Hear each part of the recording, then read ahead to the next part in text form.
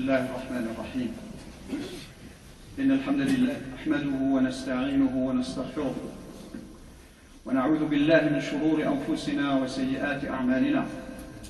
من يهده الله فلا مضل له ومن يضلل فلا هادي له، وأشهد أن لا إله إلا الله وحده لا شريك له، وأشهد أن محمدًا عبده ورسوله. أما بعد، فإن أصدق الحديث كلام الله تبارك وتعالى، وخير الهدى هدى محمد صلى الله عليه وعلى آله وسلم، وشر الأمور محدثاتها، وكل محدثة بدعة، وكل بدعة ضلالة. أما بعد، عباد الله، فإن الله سبحانه وتعالى قد خلق الخلق ورزقهم وأكرمهم وأنعم عليهم وأحسن إليهم، ثم جعل بينهم وبينهم وسيلة يتوصلون بها إليه سبحانه، فيعبدونه ويناجونه مع أنه غني عنهم وغير محتاج إليهم. الله سبحانه وتعالى أمر الخلق أن يعبدوه، بل ما خلق الإنس والجن إلا ليعبدوه. وهو سبحانه أمرهم أن يعبدوه ولا يعبدوا غيره، فلا يجوز للمسلم أن يتوجه بالعبادة لغير الله سبحانه وتعالى. Allah tout-puissant, l'omnipotent, Allah le pourvoyeur, le créateur de tout l'univers, a créé le monde, a créé l'être humain et a demandé aux musulmans de l'adorer et de n'adorer qu'Allah subhanahu wa ta'ala. Bien qu'il soit subhanahu wa ta'ala loin d'être en besoin de cette adoration. Il n'a pas besoin de l'adoration ni de l'invocation des êtres humains.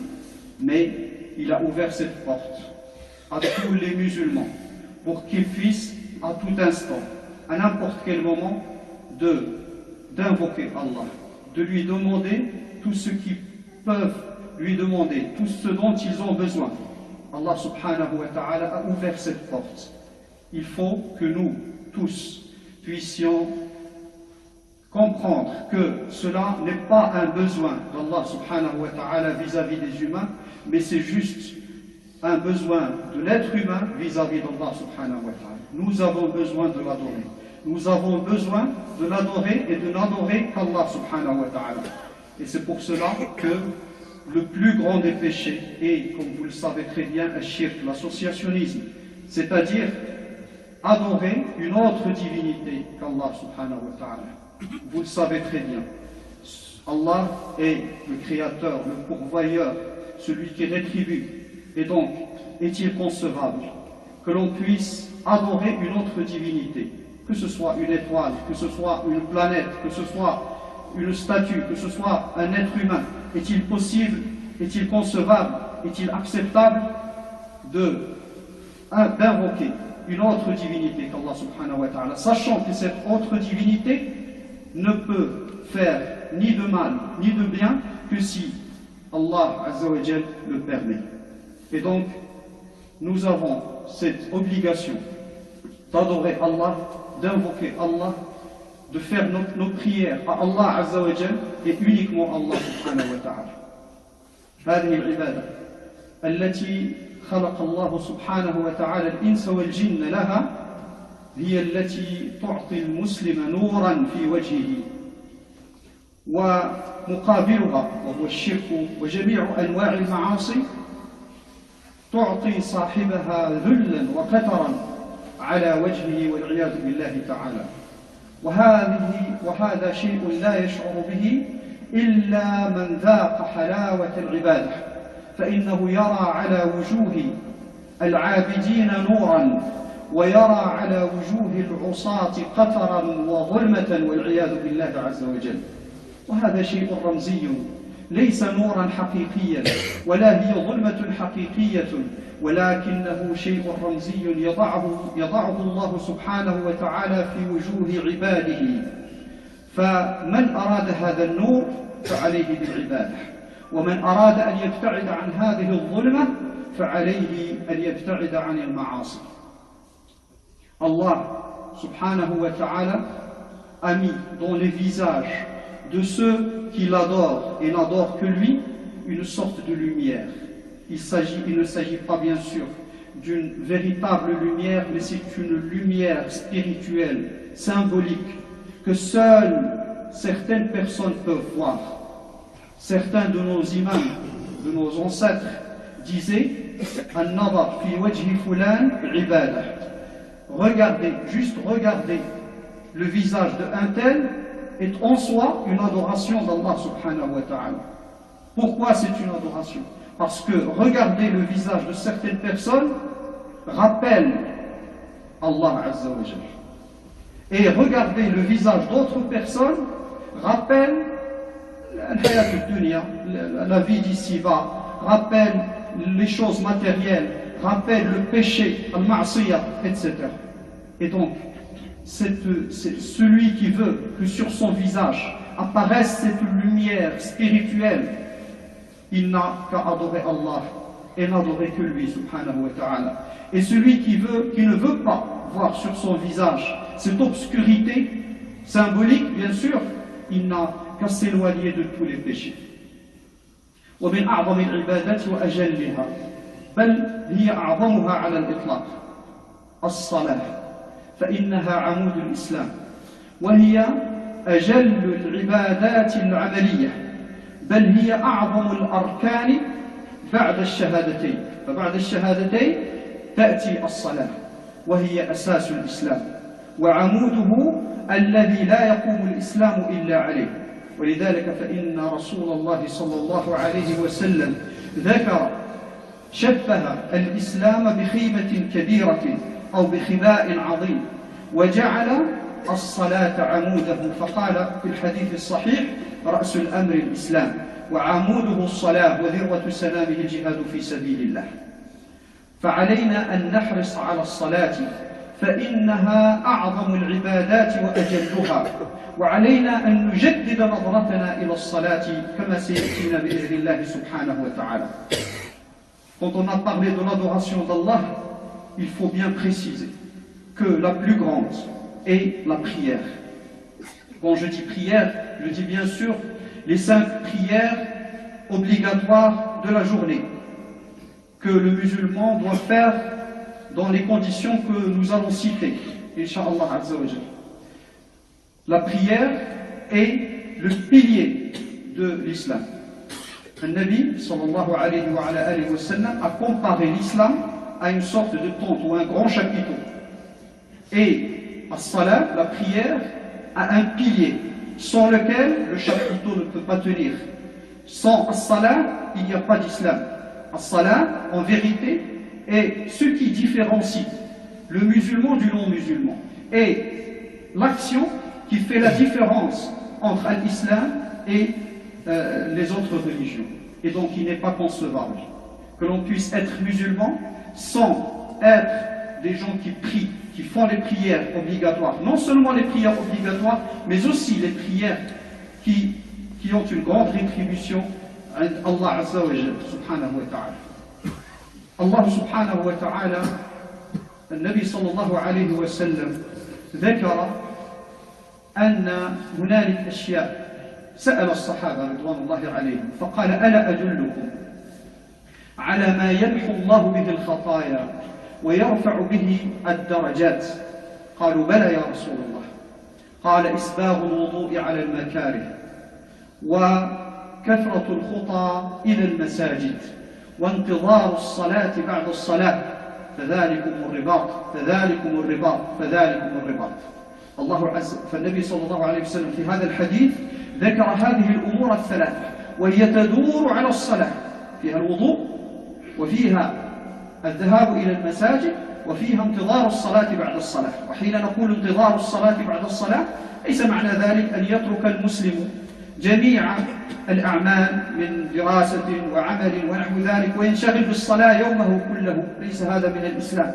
ولكن أن يكون القلب معلقا بالصلاة فما إن تنتهي صلاة أولى حتى تجد قلبه يفكر في الصلاة الثانية متى تكون وكذلك كثرة الخطى إلى المساجد معناها الرغبة في الذهاب إلى ذلك المكان الذي يفتح الله عز وجل فيه الباب لمن أراد أن يناجيه ويعبده ويدعوه ويذكره. وكذلك إسباغ الوضوء على المكاره، فإن ذلك من التكاليف الشاقة على كثير من الناس خاصة في أوقات البرد ونحوها، ولا يفعله إلا من أفعم قلبه بحب الله عز وجل والرغبة في عبادته. Notre prophète, le Nabi Muhammad sallallahu alayhi wa ala alihi wa sallam, a dit dans un hadith authentique, il a demandé à ses compagnons: est-ce que je peux vous demander, ou est-ce que je peux vous indiquer quelque chose qui, si vous le faites, eh bien, cela va expier vos péchés ou bien effacer vos péchés et va vous faire élever dans les grades. Alors bien sûr les compagnons ont dit oui, ya Rasulallah. Il a dit, il leur a indiqué trois choses. La première, c'est isbagh al-wudu' ala al-makari, faire ces ablutions rituelles, même si cela s'accompagne de difficultés. Par exemple, quand il y a le froid, quand il n'y a pas la possibilité d'utiliser de l'eau chaude, etc. Isbagh al-wudu' ma'a al-makari, ala al-makari, c'est-à-dire quand c'est difficile, faire quand même ces ablutions. Et bien sûr, cela ne peut le faire qu'une personne qui a dans son cœur l'amour de Dieu et l'amour de l'adoration de Dieu. La deuxième chose, c'est multiplier les pas vers les mosquées. C'est-à-dire, en d'autres termes, aller aux mosquées. Il ne s'agit pas uniquement de prier, mais aussi, pour les hommes bien sûr, de prier dans les mosquées dans la limite du possible. Certains ulémas disent que la prière dans les mosquées est une obligation, d'autres disent que c'est une sunna mu'akkada. Mais dans tous les cas, celui qui peut le faire parmi les hommes, il ne doit pas ne pas le faire. Et puis la troisième chose, c'est c'est-à-dire attendre, littéralement attendre une prière après une autre prière. En d'autres termes, attendre la prière prochaine au moment de faire ou après avoir fait la prière actuelle. C'est-à-dire que le musulman doit être en attente perpétuelle de as-salah.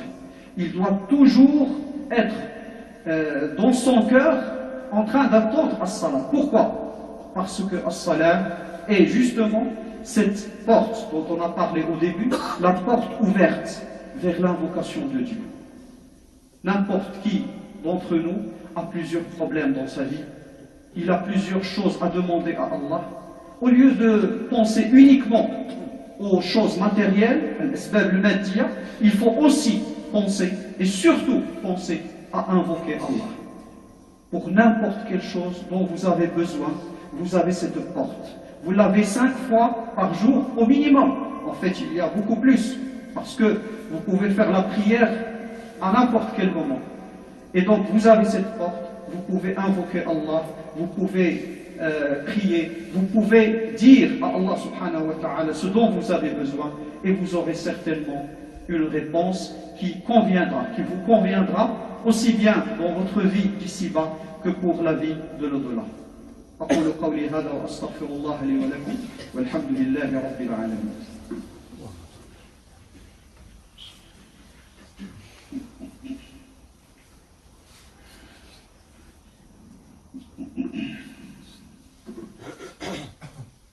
الحمد لله والصلاة والسلام على رسول الله.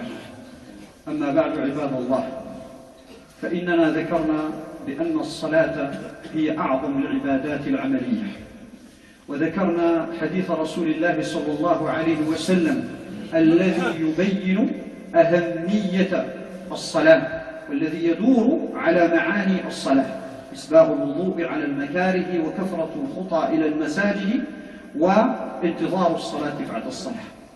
Cette prière, هذه الصلاة بالعربية، هذه الصلاة هي التي يستطيع المسلم بها أن يغتسل ويتنظف من جميع القاذورات التي تمسه في الحياة.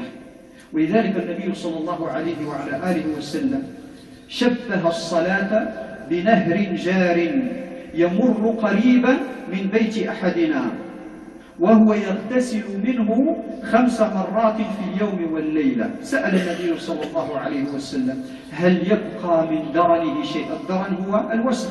هل يبقى من درنه شيء؟ والجواب بالطبع أنه لا يبقى من درنه شيء، فإنك إذا كان بجانبك هذا النهر الجاري وأنت تغتسل منه 5 مرات في اليوم والليلة لا يبقى على بدنك شيء من الأوساخ والقاذورات.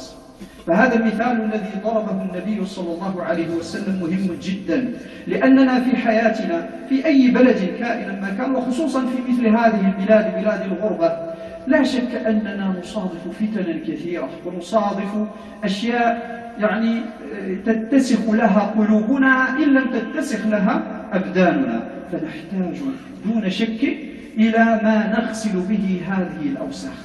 فيجب المحافظة على الصلاة، لأن الصلاة تنهى عن الفحشاء والمنكر، لأن الصلاة تعين صاحبها على أن يبقى سالما من الآفات. يمكن أن تفعل معصية، فإنه لا أحد منا يكون معصوما من الأخطاء والمعاصي، لا بد أن نقع في المعاصي، لكنك على ما ذكرنا آنفا انتظار الصلاة بعد الصلاة ترتكب المعصية وأنت تعلم أنك بعد قليل تأتي صلاة تتوجه فيها إلى ربك سبحانه وتعالى وتلجأ إليه وتنطرح بين يديه وتسأله سبحانه وتعالى أن يغفر لك، فتجد الله سبحانه غفورا رحيما. Notre prophète Mohammed sallallahu alayhi wa sallam a dit dans un hadith authentique, il a comparé sallallahu alayhi wa sallam la prière, les 5 prières de la journée à une sorte de fleuve ou une rivière qui passe à côté de la maison de chacun de nous. Et cette rivière, on se lave dans cette rivière 5 fois par jour.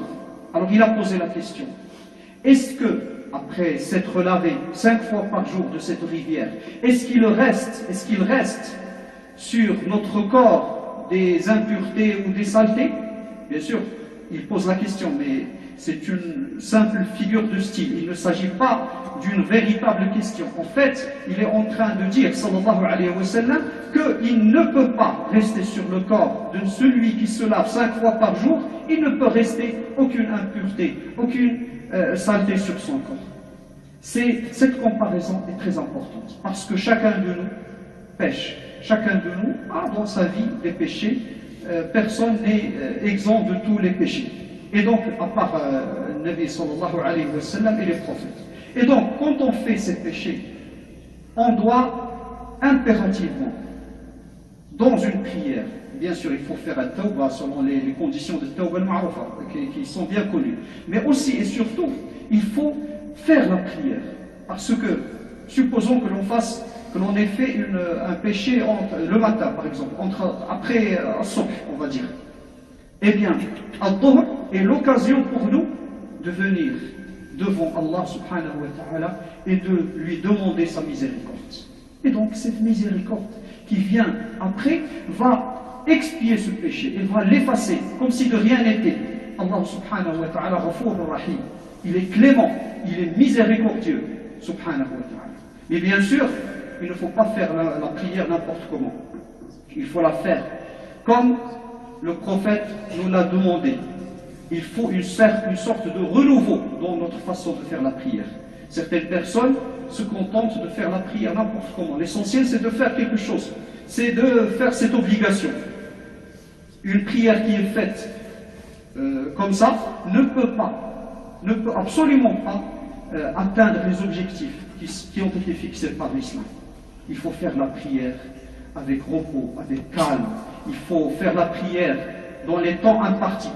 Parce que Allah subhanahu wa ta'ala dit Inna salata kanat ala al-mu'minina kitaban mawquta. C'est une obligation, mais c'est une obligation qui a des temps bien impartis, bien clairs.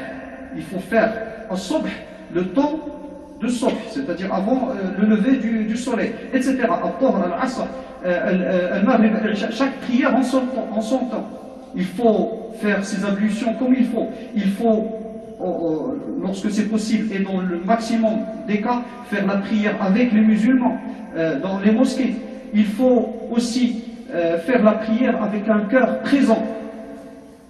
Allahu Akbar, quand tu commences à dire Allahu Akbar, il faut oublier, ou au moins essayer d'oublier tous les problèmes, toutes les choses matérielles, l'étude, le travail, la famille, tous ces problèmes sont à laisser derrière soi. Et dire Allahu Akbar, puis faire de son cœur un cœur présent pour pouvoir invoquer Allah subhanahu wa ta'ala avec présence d'esprit et surtout présence de cœur. Et aussi, il faut compléter la prière parce que on a bien sûr les 5 prières obligatoires, mais aussi on a d'autres prières qui viennent compléter le manque qui peut apparaître sur les prières obligatoires. Donc il y a les 5 prières obligatoires que nous connaissons tous. Il y a aussi les 12 unités,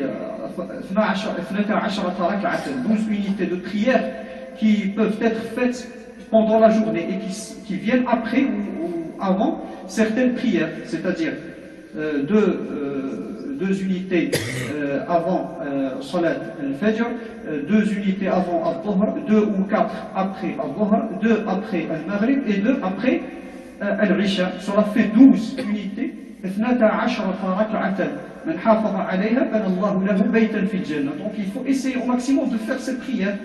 Il faut faire d'autres prières, al-Duha, etc. Il y a beaucoup de prières que nous pouvons faire avec présence d'esprit et de cœur, comme je disais, et qui font nécessairement que le musulman est en perpétuel contact avec Allah subhanahu wa ta'ala. أسأل الله عز وجل أن يغفر لنا ذنوبنا وإسرافنا في أمرنا وتقصيرنا وتفريطنا وأن يرحمنا ويغفر لنا ويعفو عنا. اللهم أدخل عظيم ذنوبنا في عظيم عفوك ومنك وكرمك يا أرحم الراحمين. اللهم أدخل عظيم ذنوبنا وإسرافنا في عظيم منك وعفوك ورحمتك ومغفرتك يا أرحم الراحمين. اللهم صل على محمد. اللهم ارحمنا واغفر لنا يا رب العالمين وانصر الإسلام والمسلمين ويسر لنا سبل ذكرك وشكرك وحسن عبادتك. اللهم يسر لنا سبل العلم النافع والعمل الصالح. وأقول قولي هذا وأستغفر الله لي ولكم والحمد لله رب العالمين.